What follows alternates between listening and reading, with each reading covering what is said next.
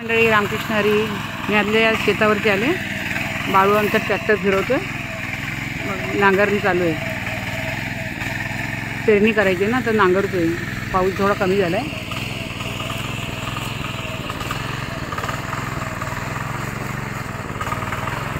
त्याला खूप जण बोलवायला आले, पण त्याकडे काही टाईमच नाही. काय करू, त्याला पण त्रास होतो ना. लोकांची पेरणीची अपेक्षा केली, पावसामुळे सुरुवात करतं. आता थोडासा पाऊस थांबला आहे. मी पण माझ्या कामासाठी थांबले इथे. हे झालं की माझं शेत नांगरून घ्यायचं आहे ना, म्हणून थांबले. सगळं एकच गावामध्ये ट्रॅक्टर असल्यामुळे सगळेच त्याला बोलवायला येतात. तिकडचा भात नांगरून झाला, आता नाचणी पेरतोय तिथे, तो नांगरतो. नांगरून झालं की इथे नाचणी पेरणार आहे. तिथे भात पेरलं आहे. तो व्हिडिओ तुम्हाला नक्की दाखवेन. छोटासा व्हिडिओ कसा वाटला कमेंट करून नक्की